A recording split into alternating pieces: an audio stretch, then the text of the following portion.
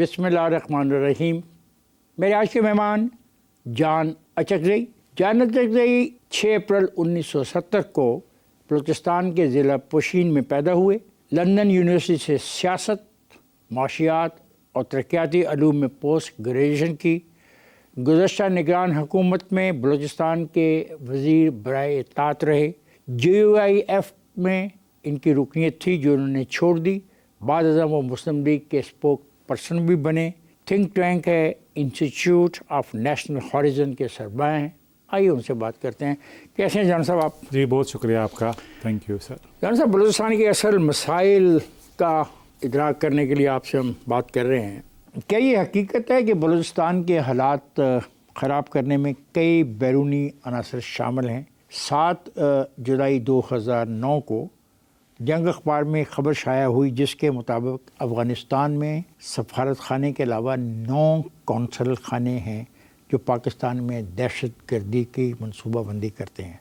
آپ بھی ان لوگوں میں ہیں جو یہ الزام لگاتے ہیں. ان قونصل خانوں کے نام لینا پسند کریں گے؟ اور کیا یہ قونصل خانے جو ہیں یہ کلبھوشن کی گرفتاری کے بعد ہمارے علم میں آئے؟ پہلی بات تو یہ کہ یہ اس وقت کی ہم بات کر رہے ہیں جب کرزئی گورنمنٹ تھی. وہاں پہ ایک پورا انفراسٹرکچر تھا سیف ہاؤسز کا جو افغانستان کے کندہار میں. پھر آپ سیف ہاؤسز کی بات کر رہے ہیں یا قونصل خانے کی بات کر رہے ہیں؟ آفیشیلی وہ قونصل خانے تھے لیکن وہ سیف ہاؤسز تھے. بیسیکلی وہ دنیا کو یہ بتا رہے تھے انڈیا کی ہمارے کونسل خانے کونسل جنرلز ہیں، لیکن ان کے 3 جو آفیشیل ہیں، باقی جو ہے وہ سارے ان آفیشلز تھے جن کو پھر بھی وہ اسی طرح ڈپیکٹ کر رہے تھے جیسے وہ کوئی آفیشیل اسٹیٹس ان کا ہو. کس شہر کی بات کر رہے ہیں؟ میں افغانستان میں کندہار کی بات کر رہا ہوں. میں اس کی پکتیا کی، پکتیکا کی، ننگرہار کی جو جلال آباد شہر ہے اس کی بات کر رہا ہوں. ان تمام جگہ پہ کونسل خانے تھے. ان کے کونسلیٹ تھے جو آفیشیلی کونسلیٹ کہلاتے تھے افغانستان حکومت کے کتابوں میں، لیکن وہ ایسے آپریشنل بیسس تھے جس سے جو پاکستان میں دہشت گردی کا لہر ہے اس کو ہینڈل کر رہے تھے، آپریٹ کر رہے تھے. کلبھوشن اسی بنا پہ گرفتار ہوا؟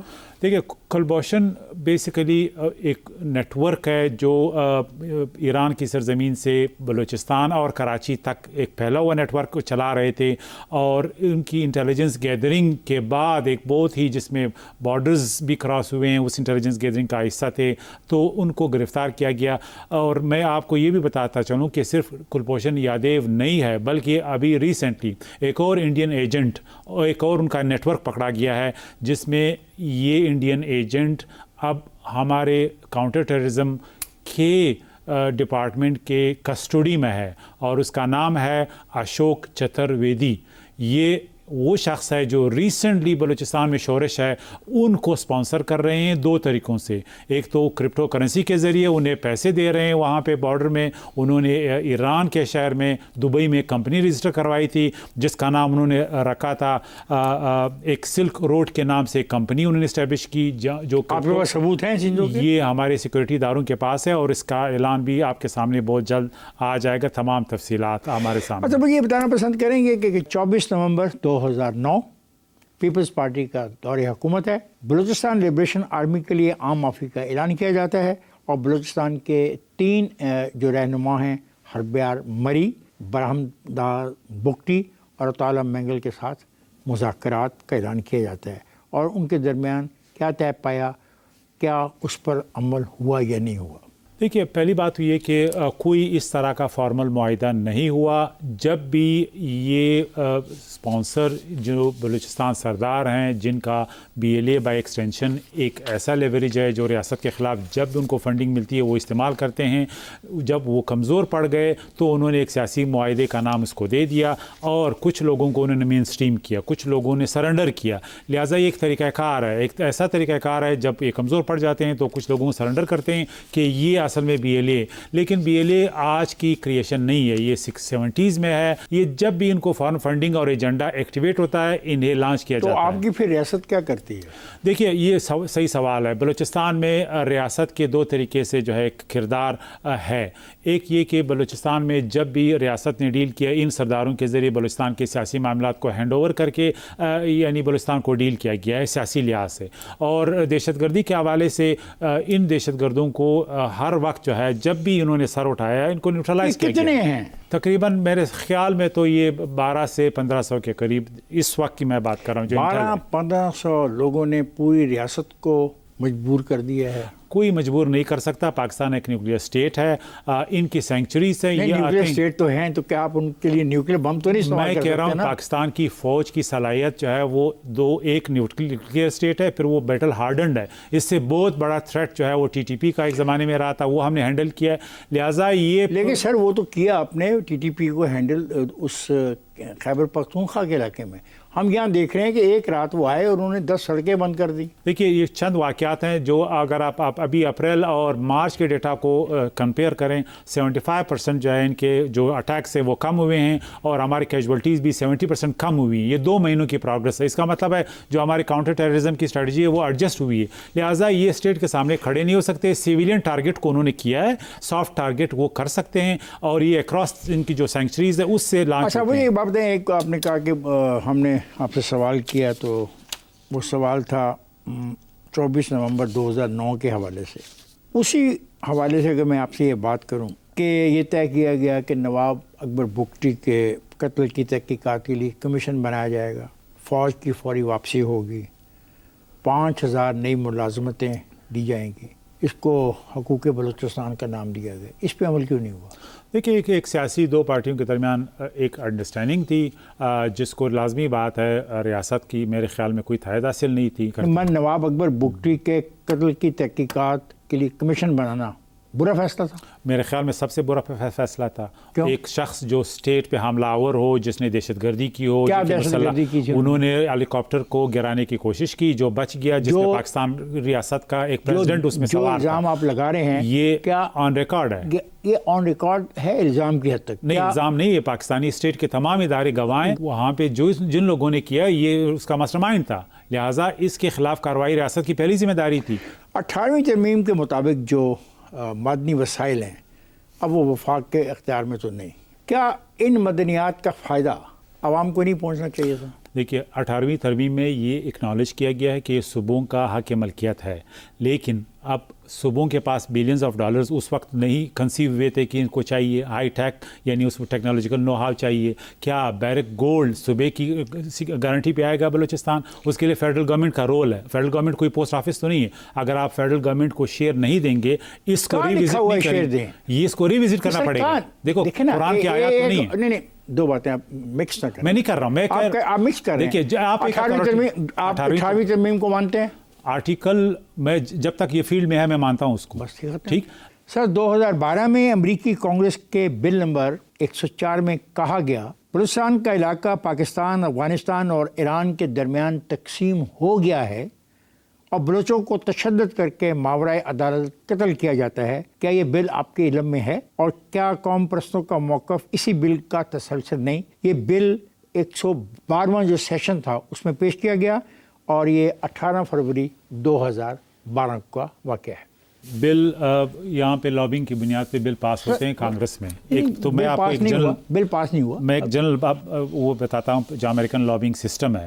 آپ تو خود امریکن انٹرسٹ کے لیے کام کرتے ہیں. اب یہ پاکستان کو آپ کو پتہ ہے کہ وہاں پہ لابیز ہیں مختلف, جو یہ انڈین لابیز ہیں, بالخصوص اسرائیلی لابیز ہیں جو پاکستان کے خلاف کام کرتے ہیں. سر ہم اسی بات اچھا ابھی آتے ہیں اس بات پہ کہ ماورائے عدالت. ٹھیک ہے. اب میں کیا کہنا چاہ رہا ہوں, میں یہ کہنا چاہ رہا ہوں کہ 2012 میں جو بات امریکی کانگریس میں کہی گئی وہی بات آج بی ایل اے اوپنلی کہتا ہے اور بی ایل اے کے حامی اوپنلی کہتے ہیں. تو آپ کیا سمجھتے ہیں کہ اس کے پیچھے امریکہ شامل ہے؟ دیکھیے میں سمجھتا ہوں امریکہ بالکل, اگر امریکہ کے وائٹل انٹرسٹ نہ ہو تو وہ انڈیا کو منع کرتے کہ بلوچستان کو ڈیسٹیبلائز نہ کریں, اور اس میں میں رول آؤٹ نہیں کرتا امریکن انوالومنٹ کو. 11 ستمبر 2015 کو آپ JUIF سے علیحدہ ہو جاتے ہیں. کیا اختلاف تھا آپ کا؟ مجھے احساس ہوا کہ اب مجھے کوئی نیشنل پلیٹ فارم کی ضرورت ہے جو قومی سیاست کو آگے بڑھائے. میری بہت اچھے تعلقات آج بھی ہیں مولانا صاحب کے ساتھ. لیکن آپ کہتے ہیں کہ آپ کے خلاف منفی کمپین کی انہوں نے. اس وقت ایک ایشو تھا، لازمی بات ہے آپ اختلاف ہوتے ہیں پارٹی کے رہنماؤں سے، لیکن جو ابھی آپ کا ایک سیاسی ویژن ہوتا ہے، آپسی کی بنیاد پہ آپ آئندہ کا لائحہ عمل طے کرتے ہیں، تو اپنے ماضی کے بارے میں بھی آپ ایک رائے، آپ JUIF کو ایک نیشنل پلیٹ فارم کی جماعتیں سمجھتے دیکھیے ہیں؟ میرے حساب سے مین سٹریم جو پارٹیاں ہیں وہ 2 ہیں یا 3 پارٹیاں ہیں، تو JUI کا یہ سٹرگل رہا ہے کہ وہ 2 صوبوں تک محدود ہیں۔ 2015 میں اس وقت کے وزیر اعظم نواز شریف نے بلوچستان میں 3 منصوبوں کا اعلان کیا: مانگی ڈیم، بلوچستان ایگریکلچرل یونیورسٹی اور ایک فلائی اوور بنانے کا۔ کیا یہ منصوبے مکمل ہو گئے؟ جی یہ مکمل ہو۔ 19 جون 2017 آپ نے کہا کہ عمران خان تو لاڈلا ہے، آپ کے کیسے علم میں یہ بات آئی کہ وہ لاڈلا ہے؟ دیکھیے اس وقت کی اسٹیبلشمنٹ عمران خان کے پیچھے تھی، اس کو کیوں؟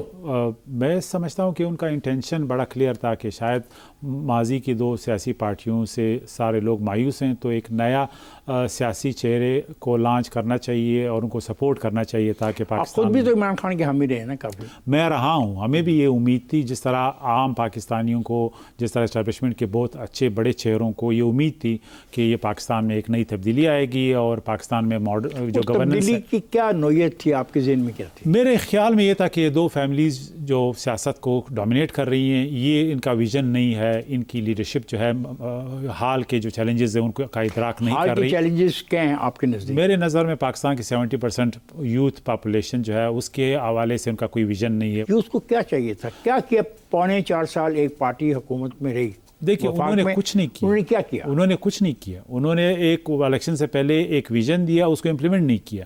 انہوں نے صرف ان کو ایک پاپولسٹ نیریٹیو دیا، اس کو ریڈیکلائز کیا، ان کو بڑے بڑے خواب دکھائے، لیکن عملی طور پہ یہ کچھ نہ کر سکے۔ دیکھیے کتنے سال سے وہ خیبر پختونخوا میں اقتدار میں؟ تقریباً کوئی 13 سال سے۔ کیا خیال ہے کہ جو آپ سوچتے ہو پازیٹیو نہیں، نوجوانوں کے لیے، بالکل کیا 14 سالوں میں پوری کی پوری نسل کا ایک حصہ نہیں ہوتا؟ 14 سال کسی انسان کی بالکل، زندگی کا اگر میں پورا کہوں حصہ کہ نہیں ہوتا؟ آج کی نالائق گورنمنٹ کی گورنمنٹ ہے، بدقسمتی سے وہی عمران خان جس کو ہم سب دیکھ رہے تھے کہ شاید وہ پاکستان کی جو سٹرکچرز ہیں، ریفارمز جس کی ضرورت ہے وہ لائیں گے، اور انہی عوامل سے کس چیلنجز اسٹیج کو۔ پر آپ کو یہ احساس ہوا کہ وہ لاڈلا ہے؟ یہ کوئی اسپیسیفک واقعہ ہوا؟ خیال میں یہ جب الیکشن کے بعد 2 سال 3 سال کے بعد مجھے احساس ہوا کہ ان کو یہ جو سیاست اور کا ڈائریکشن ہے وہ اس ملک کو ڈبونے جا رہا ہے۔ آپ منسٹر رہے ہیں، جی، آپ کے پاس ریسورسز بھی ہیں، آپ کو NFC وارڈ میں کتنا پیسہ ملتا ہے سالانہ؟ ہمیں تقریباً 7% ملتا ہے ابھی اس نہیں، مجھے اماؤنٹ میں بتائیں، لوگوں کو 7%۔ اس سال کا بجٹ تقریباً 1000 ارب روپے۔ 1000۔ اب 1000 ارب روپیہ ملتا ہو اور آپ نوجوانوں کو جو آپ کی خواہش تھی اس کے مطابق تعلیم نہ دے سکے تو کس کی غلطی ہے؟ یہ گورنمنٹس کی غلطی ہے، بیوروکریسی کی غلطی ہے، سیاستدانوں کی غلطی ہے۔ وہ گورنمنٹ وہاں پہ کس کی ہے؟ اس وقت تو سرفراز بگٹی لیڈ کر رہے ہیں، 2 سیاسی وہاں پہ پارٹیوں۔ مقامیوں کی گورنمنٹ ہے، وہیں کے رہنے والوں کی گورنمنٹ ہے، کہیں کسی اور صوبے کی تو وہاں پہ گورنمنٹ نہیں ہے نا۔ نہیں، تو وہ پھر کیوں نہیں اپنے ہی نوجوانوں کے لیے بہتری کے لیے کچھ کر سکے اتنا زیادہ پیسہ ہونے کے باوجود؟ ویژن نہیں، کرپشن ہے، مس مینجمنٹ ہے، مس گورننس ہے۔ یہ کریٹیکل ایشوز ہیں جو گورنمنٹ پچھلے 20 سال سے سفر کر رہی ہے بلوچستان کی۔ جب میں نگران حکومت میں تھا، نالائکی سے تقریباً 95 ارب سرنڈر ہوئے، استعمال نہیں ہوئے۔ اب اس جب سال ہم بھی کہتے ہیں کہ 95 ارب سرنڈر ہوئے، اس کا مطلب وہ کسی پروجیکٹ پہ لگائے جانے تھے، نہیں لگائے گئے، تو سر یہ کس کی غلطی ہے؟ یہ بلوچستان گورنمنٹ کی، چیف پولیٹیکل لیڈرشپ سے لے کے بیوروکریٹک ڈس فنکشن تک، یہ مین۔ اور اس دوران وہاں پہ PTI کے دوست بھی حکمرانی میں رہے؟ سب تھے۔ آج پیپلز پارٹی اور PMLN ہے، PTI وہاں پہ اقتدار میں رہی نا، رہی ہے، بالکل، جس سے آپ متاثر ہوئے اور آپ نے ان کے ساتھ شمولیت اختیار کی۔ ان کے دور میں اس پیسے کو کیسے استعمال کیا گیا؟ دیکھیے ہر دور میں ہر سیاسی پارٹی انکلوڈنگ PTI انہوں نے مس مینجمنٹ کیا، کرپشن کا ایک بازار گرم ہے، اور یہ بدقسمتی سے آج بھی میں سمجھتا ہوں کہ اس پہ قابو نہیں پایا گیا، اور ہمارا قومی رویہ یہ بھی ہے کہ ہم دل میں بھی کرپشن کو برا نہیں کہتے ہیں۔ کیا یہ حقیقت ہے کہ جو وہاں کا بلوچستان کا ترقیاتی جو فنڈ ہے 60% جو ذاتی استعمال میں چلا جاتا ہے؟ میں تو سمجھتا ہوں کہ یہ 70% سے بھی زیادہ جیبوں میں جاتا ہے. اس میں سب سے زیادہ وزیر، پھر اس کے بعد بیوروکریٹ، پھر اس کے بعد ایکسین، پھر وہ ٹھیکیدار، پھر کیسے ٹھیک ہو گئے؟ لہٰذا مسئلہ یہی ہے کہ بلوچستان میں جب تک اسٹرکچرل ریفارمز نہیں آئیں گے، آپ اربوں ڈالر دیں. ایک سیکنڈ، اب آپ پہلے بات کر رہے تھے آپ نوجوانوں کو طاقتور بنانے کی، اب آپ اسٹرکچرل ریفارم پہ تو نوجوانوں مجھے کو بتائیں کہ اسٹرکچر سے آپ ریفارم کر کے آپ ان کو میں اسی پہ گورنمنٹ کی صلاحیت کی بات ہو اسی رہی پہ ہے. آ رہا ہوں نا. آپ نوجوانوں کے لیے کیا اسٹرکچرل ریفارم ذہن میں رکھتے ہیں؟ دیکھیے، جو اسٹرکچرل ریفارم گورنمنٹ کی اس وقت نہیں ہے، گورنمنٹ کی صلاحیت نہیں ہے کہ آپ اربوں ڈالر دیں، آپ کہیں کہ اسپیسیفک ایجنڈا یہ کہ بلوچستان کے اتنے جوانوں کو آپ اسکل بلڈنگ میں یعنی پرووائڈ کریں اپرچونٹی، آپ ان کو ایجوکیشن میں دیں. وہ ریفارمز اسٹرکچر میں نہیں آئیں گے، آپ اربوں ڈالر ان کے ڈسپوزل پہ دیں، یہ ویسٹ ہوں گے، یہ بلیک ہول میں جائیں گے. آپ نے کبھی ان اسٹرکچرل ریفارم کی بات کی خود؟ دیکھیے، میں نے تو انڈور میٹنگز میں کی ہیں، ہر وقت کی ہے، میڈیا ڈسکورس میں کیا ہے، پبلک ڈسکورس میں کیا ہے کہ ہمارا مسئلہ بلوام BLA نہیں ہے، دہشت گردی نہیں ہے، انسٹیبلٹی نہیں ہے. ہمارا اسٹرکچر، یہ جو سیاسی گورنمنٹس ہیں، اسٹرکچر ہے، جو بیوروکریٹک ڈسفنکشن ہے، یہ ان تین وجوہات کی وجہ سے یعنی کون ٹھیک کرے گا؟ اسٹیٹ کرے گی. اسٹیٹ کون ہے؟ اسٹیبلشمنٹ کرے گی. آپ تو کہتے ہیں یہ لوگ اسٹیبلشمنٹ نے کوشش کی، 2 خاندانوں کے خلاف وہ اسٹیبلشمنٹ کو خیال آیا یہ 2 خاندان لوٹ رہے ہیں، اور انہوں نے کسی کوشش کی اور اس کے نتائج سے آپ کو بھی سیاستدان مطمئن نہیں؟ بلوچستان میں اس لیے نہیں کر سکتے کہ سیاستدان صرف الیکشن کو مد نظر رکھتے ہیں، پبلک اوپینین کو رکھتے ہیں، اسٹیبلشمنٹ کے یہ کنسیڈریشن نہیں ہوتے. اگر ریفارمز آنے، مثال صوبے بننے ہیں بلوچستان میں، یہ اسٹیبلشمنٹ کر سکتی ہے. اگر بیوروکریسی کو لگام دینا ہے، یہ اسٹیبلشمنٹ کر سکتی ہے. اور صوبے بنانا چاہتے ہیں؟ میں بالکل اور صوبے بنانا چاہتا ہوں، صرف بلوچستان میں؟ باقی صوبوں میں بھی، لیکن بلوچستان 50% پاکستان کا حصہ ہے. ایک صوبہ بنا تھا 50 صوبہ سال. بننے سے کیا فائدہ ہوگا؟ ایڈمنسٹریٹو بنیادوں پہ وہاں پہ مختلف لوگوں کو نمائندگی ملے گی اسمبلی میں، ان کی ریئل لیڈرشپ سامنے آئے گی، بجائے یہ چاند یہ خاندان. موجودہ لیڈرشپ ہے، یہ بلوچستان کے لیڈرشپ نمائندے نہیں ہے، نہیں بلوچستان عام کے نمائندے نہیں ہیں. بالکل. ووٹ کون دیتا ہے ان کو؟ ووٹ تو وہاں پہ ایک فراڈ ہے. آپ کے پاس 2000 گارڈ ہے، آپ کے پاس پیسہ ہے، آپ الیکشن ٹھپوں سے جیت جاتے ہیں. میں اور آپ عام آدمی ان کے سامنے کھڑا نہیں ہو سکتا. تو یہ جمہوریت نہیں، فراڈ ہے. اس کو آپ ووٹ نہ دیں. اس فراڈ میں آپ بھی شامل تھے؟ میں تو اس حوالے سے میں الیکشن نہیں جیت سکتا کیونکہ میرے پاس پیسہ نہیں ہے، میرے پاس 2000 گارڈ نہیں ہے، میرے پاس وہ نیٹ ورک اور مافیا نہیں ہے جو الیکشن جتوانے میں آپ کی ہیلپ کرتے ہیں. لہٰذا میں تو اس سسٹم کا حصہ بن ہی نہیں سکتا. اس کا مطلب ہے کہ جو سارے کے سارے وہاں پہ لیڈرشپ ہے وہ اقتدار کی بھوکی ہے. اقتدار ہی کے لیے وہ سارے سب کچھ آتا ہے، یہی ان کے کاروبار ہے. نیب نے بلوچستان کے ایک فائنانس سیکرٹری مشتاق احمد رئیس ثانی کے رہائش گاہ پر چھاپہ مارا، 730 ملین روپے ریکور کیے. جان صاحب، بلوچستان کے حکمرانوں کو عوام کی حالت نظر نہیں آتی؟ کیا یہ حکمران احتساب کے لیے تیار ہیں کہ ان کے پاس یہ پیسہ کہاں سے آیا؟ یہ بالکل حقیقت ہے، اور یہ آج بھی حقیقت ہے. آج بھی سب سے زیادہ ڈپارٹمنٹس ہیں جس میں کرپشن ہے، وہ میں مطلب نام لے سکتا ہوں، لیکن بدقسمتی سے یہ سلسلہ رکا نہیں. جان صاحب، میں بریک پہ جا رہا ہوں، بریک سے واپس آئیں گے تو گفتگو کے سلسلے کو جاری رکھیں گے.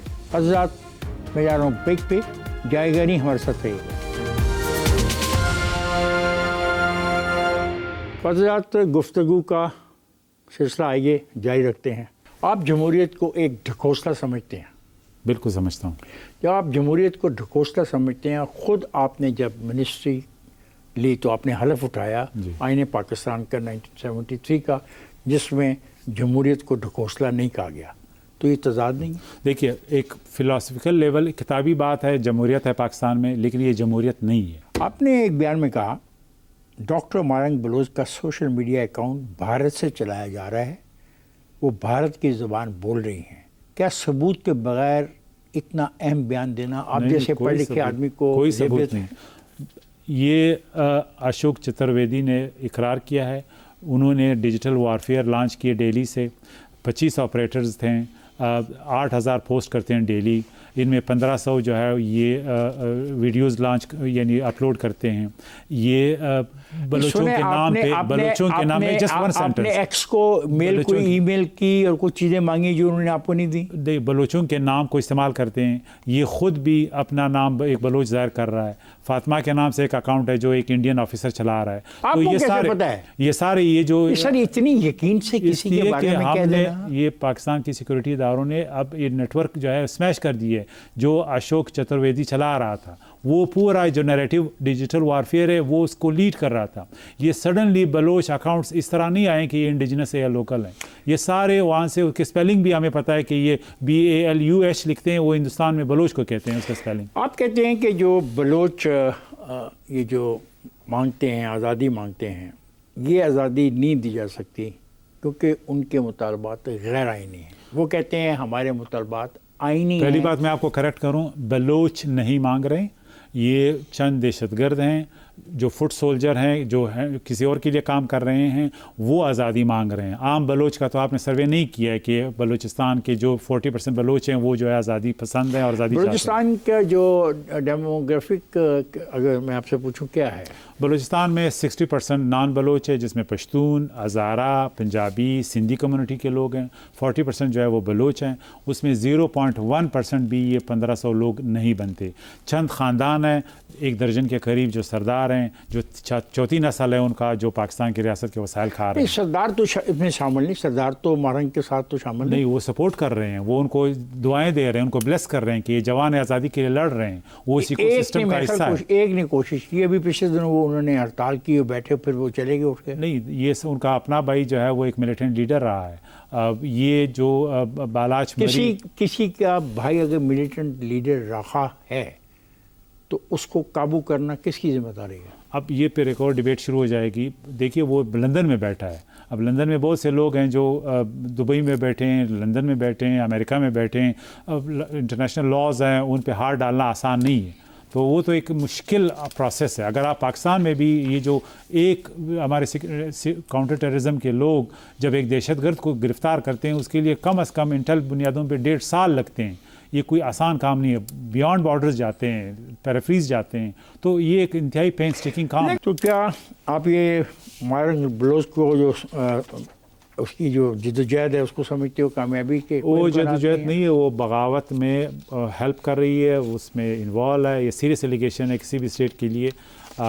یہ دہشت گردی اور پیسفل ایکٹیویزم میں ہمیں فرق کرنا چاہیے. آپ نے ایک ٹویٹ کی جس میں امریکہ کو افغانستان میں عسکریت پسندوں کے ٹھکانوں کو نشانہ بنانے کے لیے فضائی اڈے دینے کی پیشکش کی تجویز دی گئی. تاہم چند گھنٹے کے بعد آپ نے یہ اپنی ٹویٹ ڈیلیٹ کر دی. کیا وہ ڈیلیٹ آپ نے کسی دباؤ کے تحت کی؟ نہیں, دیکھیے میری ایک رائے تھی اس وقت. میں نے کہا کہ اگر افغانستان کے ساتھ تعلقات ہمارے اتنے خراب ہو گئے اور وہ کنٹینیوسلی ٹیررزم کا بیس بن گیا تو ہمیں کاؤنٹر ٹیررزم ایفرٹ کے طور پہ ہمیں دیکھنا چاہیے کہ ہم امریکہ کے ساتھ کیا کولیبریشن کرتے ہیں. یہ ٹویٹ ہے, Khan terrorist attack has crossed all national security red lines of Pakistan. یہ ذرا پڑھ لیجیے گا. دس از یور ٹویٹ اور am I right or not. یہ جو ٹویٹ ہے آپ نے جو بعد میں ڈیلیٹ کی, یہ ٹویٹ آپ نے کی اور پھر ڈیلیٹ کیوں کیا آپ نے؟ دیکھیے پہلی بات تو یہ کہ پاکستان کے افغانستان کے ساتھ مختلف, آپ پڑھ لیجیے, بڑی امپورٹنٹ پوائنٹس ہیں جو آپ نے. The march of Taliban will not be enough. Think through the following. We must consider reprisal attacks in Afghanistan, special targeted operations, air strikes in Afghanistan, border closures with Afghanistan, return of all Afghan refugees, anti-TTP political opposition gathering in Islamabad, TTA, last of a US drone bases to target AIK یعنی القاعدہ and other militant sanctuaries in Afghanistan. اچھا, تو آپ یقین کرتے ہیں کہ افغانستان کے ان لوگوں کو واپس بھیج دینا چاہیے جو بلا وجہ یہاں؟ بالکل, میں تو سمجھتا ہوں کہ ان کو یعنی کل کے ڈیٹ میں بھیج دینا چاہیے تھا. کیا آپ اس بات پہ یقین رکھتے ہیں کہ پیچھا کرتے ہوئے اگر ہمیں اپنی فوج استعمال کرنی پڑتی ہے, ہمیں اپنی ایئر فورس استعمال کرنی پڑتی ہے, تو جو لوگ بھی ہمارے بارڈر کو وائلیٹ کرتے ہیں ان کے خاطر یہ استعمال کی جائے؟ پاکستان ایک ساورن ملک کی حیثیت سے رائٹ رکھتا ہے کہ اگر اس کی ٹیریٹری پہ حملہ ہوتا ہے ہمسایہ ملک سے، پاکستان وہ آپریشن کر سکتا ہے. آفیشیل حملہ تو نہیں کرتے نا، انڈیویجولز آتے ہیں. دیکھیے یہ سارے سسٹمیٹیکلی کراس کرتے ہیں تشکیل کی شکلوں میں پاکستان کے بارڈر کو. یہ رات کو آتے ہیں، یہ شام کو آتے ہیں، یہ 12 سے 25 لوگ ہوتے ہیں اور یہ سسٹمیٹک طریقے سے بھیجا جاتا ہے. تو یہ تو ایک نیشنل سیکورٹی تھریٹ ہے، اس کے خلاف جو بھی آپ ٹیکٹکس استعمال کریں گے وہ لیجٹمیٹ ہے. مطلب آپ آج بھی اپنی اس ٹویٹ میں جو نکات ہیں اس پہ یقین رکھتے ہیں؟ میں یقین رکھتا ہوں کہ القاعدہ کے خلاف، ٹیررسٹ کے خلاف افغانستان میں جو سینکچریز ہیں، اگر ہمیں کاؤنٹر ٹیررزم کے حوالے سے کوئی تعاون چاہیے کسی بھی ملک سے ہمیں لینا چاہیے. اتنی اچھی باتیں آپ کر رہے تھے، ڈیلیٹ کیوں کر دی؟ دیکھیے میرے خیال میں اس وقت ایک ڈپلومیٹک ایفرٹ کی کوشش لانچ کی گئی. کیا ڈپلومیٹک ایفرٹ تھی؟ انہوں نے پاکستان کے فارن آفس نے طالبان کو انگیج کرنے کی کوشش کی کہ معاملات کو ٹھنڈا کیا جائے. انگیج ہو گئے وہ ہو گئے اس وقت. معاملات ٹھیک ہو گئے ہیں ابھی تو خیر اگر آج کی ہم بات کر رہے ہیں ابھی بھی انگیجمنٹ مختلف لیول پہ جاری ہے. تو میں نہیں چاہتا کہ اس انگیجمنٹ کو کوئی نقصان پہنچے، اسٹیٹ کے مفادات کو کوئی نقصان پہنچے، لیکن پاکستانی کی حیثیت سے میری ایک رائے ہے جو آج بھی ہے. آپ کے بقول بلوچستان میں سالانہ 60 ارب روپے کے ایرانی تیل کا غیر قانونی کاروبار ہوتا ہے. ایرانی تیل فی لیٹر اگر 300 میں بکتا ہے تو اس میں 180 روپے مافیا کو جاتے ہیں جو کوئی ٹیکس ادا نہیں کرتا. آپ ریاست کی بے بسی پہ ماتم کر رہے ہیں. سمگلنگ ایک ریئلٹی ہے، رہی ہے. ریاست نے کبھی بھی سنجیدہ اس کے خلاف کارروائی نہیں کی ہے، ماں سوا جو پچھلی نگران حکومت سے یہ کارروائی شروع کی گئی اور ابھی الحمدللہ کافی حد تک جو اوورال سمگلنگ ہے اس پہ قابو پا لیا گیا ہے. کیا زیرو ہو گیا؟ نہیں. آج بھی ایک سم لیول پہ گرے اکانومی ایگزسٹ کر رہی ہے کیونکہ اس میں مختلف مافیاز ہیں، اس میں لوکل ایڈمنسٹریشن کا ہاتھ ہے، اس میں اکراس دا بارڈر جو اسمگلرز ہیں، نیٹ ورکس ہیں، ان کا ہاتھ ہے. بارڈرز پورس کی وجہ سے آج بھی کسی لیول پہ وہ کام ہو رہا ہے. ریاستی سطح پر یہ جو ہے کاروبار، اس کو لیگلائز کیوں نہیں کر لیتی دونوں حکومتیں؟ دیکھیے ہماری جو معاہدہ ہے، کانٹریکٹس ہیں سعودی عرب کے ساتھ، ایک آفیشیل لیول پہ ہم ان سے تیل خریدتے ہیں اور اس میں لکھا کہ ہم کہیں اور نہیں خریدیں گے؟ نہیں، یہ نہیں لکھا کیا.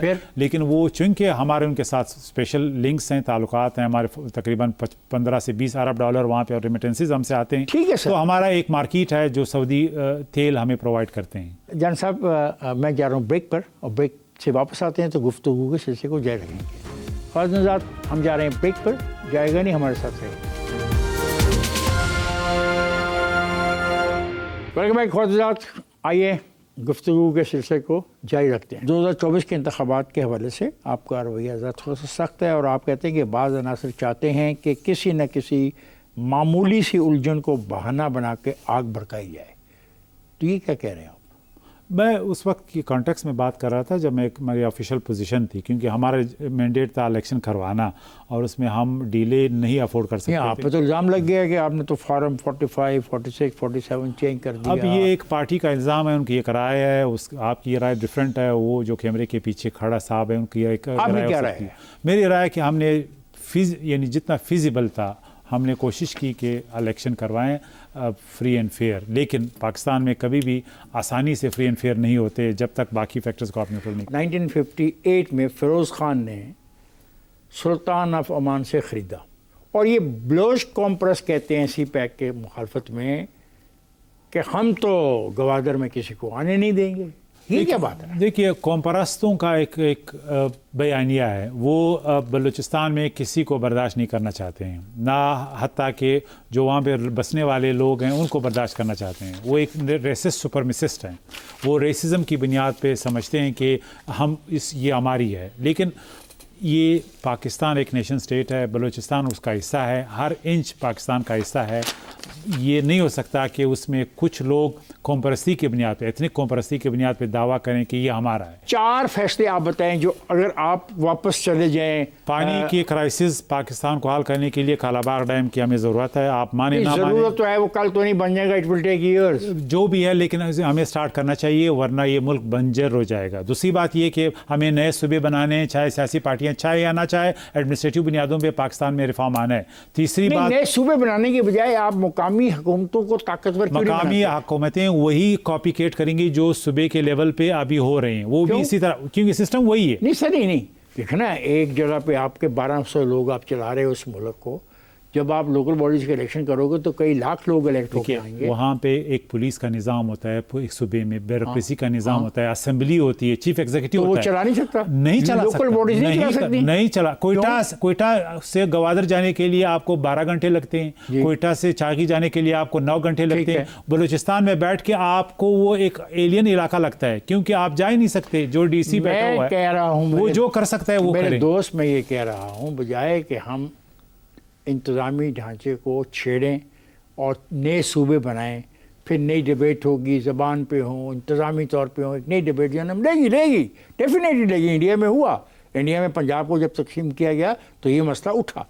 میں یہ کہتا ہوں کہ آپ مقامی حکومتوں کو کیوں نہیں وہ پاور دے دیتے جس کا وعدہ یہاں پہ کیا, اور جو آپ کے ہمسائے ملک میں ان کو پاورز دی گئی ہیں تو پاور دے دیں کہ 1 لاکھ 1.25 لاکھ نئی لیڈرشپ ایمرج کر جائے گی. اس کے آپ خلاف کیوں ہیں؟ میں کہہ رہا ہوں کہ پاکستان کو ایک اسٹرانگ لیڈر کی ضرورت ہے. One individual, he will die and the matter will be finished. نہیں, دیکھیے Pakistan, south Asia, central Asia, GCC countries, even China, یہاں پہ جو بھی ترقی ہوگی اسٹرانگ لیڈرشپ کے نیچے ہوگی.